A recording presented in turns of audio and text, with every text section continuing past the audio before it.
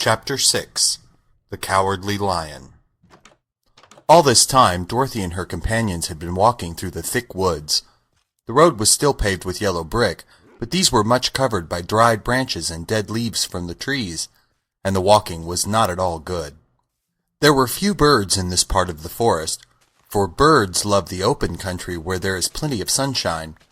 But now and then there came a deep growl from some wild animal hidden among the trees. These sounds made the little girl's heart beat fast, for she did not know what made them, but Toto knew, and he walked close to Dorothy's side and did not even bark in return.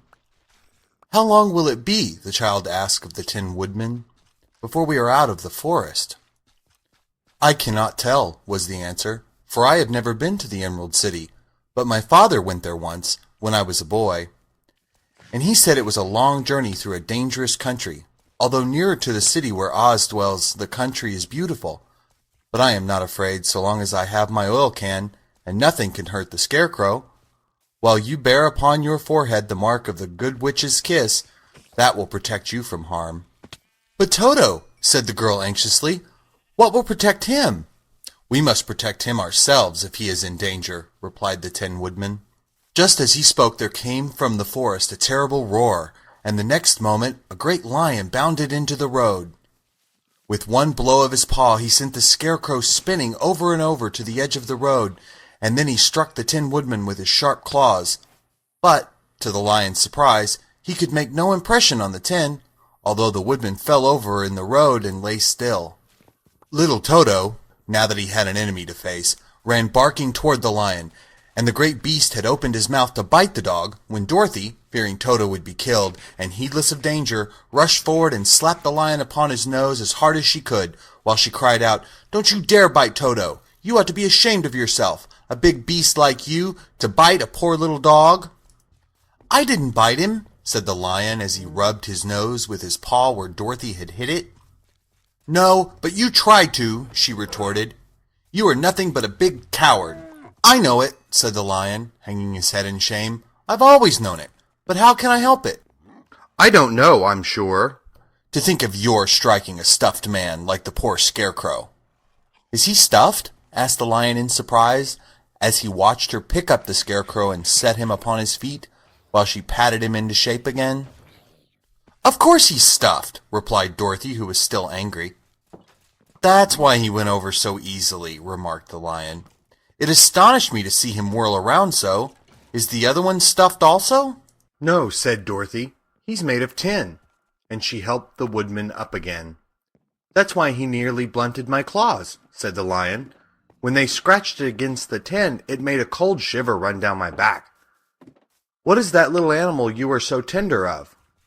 "He is my dog, Toto," answered Dorothy. "Is he made of tin or stuffed?" asked the lion. "Neither. He's, meat dog," said the girl. "Oh, he's a curious animal, and seems remarkably small. Now that I look at him, no one would think of biting such a little thing, except a coward like me," continued the lion sadly. "What makes you a coward?" asked Dorothy, looking at the great beast in wonder, for he was as big as a small horse. "It's a mystery," replied the lion. "I suppose I was born that way. All the other animals in the forest naturally expect me to be brave, for the lion is everywhere thought to be the king of beasts. I learned that if I roared very loudly, every living thing was frightened and got out of my way. Whenever I met a man, I've been awfully scared, but I just roared at him, and he has always run away as fast as he could. If the elephants and the tigers and the bears had ever tried to fight me, I should have run myself. I'm such a coward. But just as soon as they hear me roar, they all try to get away from me, and of course, I let them go." "But that isn't right. The king of beasts shouldn't be a coward," said the Scarecrow. "I know it," returned the lion, wiping a tear from his eyes with the tip of his tail. "It's my great sorrow, and makes my life very unhappy. But whenever there is danger, my heart begins to beat fast." "Perhaps you have heart disease," said the Tin Woodman. "It may be," said the lion. "If you have," continued the Tin Woodman, "you ought to be glad, for it proves you have a heart. For my part, I have no heart, so I cannot have heart disease." "Perhaps," said the Lion thoughtfully. "If I had no heart, I should not be a coward." "Have you brains?" asked the Scarecrow. "I suppose so. I've never looked to see," replied the Lion. "I am going to the Great Oz to ask him to give me some," remarked the Scarecrow, "for my head is stuffed with straw." "And I am going to ask him to give me a heart," said the Woodman. "And I'm going to ask him to send Toto and me back to Kansas," added Dorothy. "Do you think Oz could give me courage?" asked the Cowardly Lion. "Just as easily as he could give me brains," said the Scarecrow. "Or give me a heart," said the Tin Woodman. "Or send me back to Kansas," said Dorothy. "Then, if you don't mind, I'll go with you," said the Lion, "for my life is simply unbearable without a bit of courage." "You will be very welcome," answered Dorothy, "for you will help to keep away the other wild beasts. It seems to me that they must be more cowardly than you are if they allow you to scare them so easily." "They really are," said the Lion, "but that doesn't make me any braver, and as long as I know myself to be a coward, I shall be unhappy." So once more the little company set off upon the journey, the Lion walking with stately strides at Dorothy's side.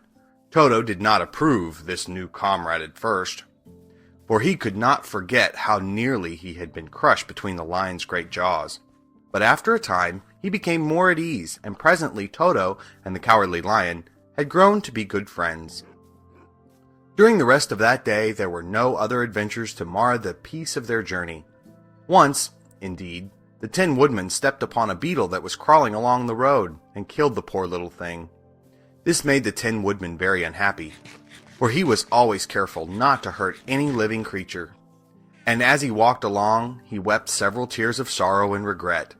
These tears ran slowly down his face and over the hinges of his jaw, and there they rusted. When Dorothy presently asked him a question, the Tin Woodman could not open his mouth, for his jaws were tightly rusted together.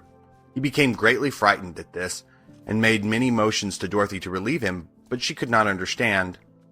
The Lion was also puzzled to know what was wrong, but the Scarecrow seized the oil can from Dorothy's basket and oiled the Woodman's jaws, so that after a few moments he could talk as well as before. "This will serve me a lesson," he said, "to look where I step, for if I should kill another bug or beetle, I should surely cry again, and crying rusts my jaws so that I cannot speak." Thereafter he walked very carefully, with his eyes on the road, and when he saw a tiny ant trolling by he would step over it, so as not to harm it. The Tin Woodman knew very well he had no heart, and therefore he took great care never to be cruel or unkind to anything. "You people with hearts," he said, "have something to guide you, and need never do wrong, but I have no heart, and so I must be very careful. When Oz gives me a heart, of course, I needn't mind so much."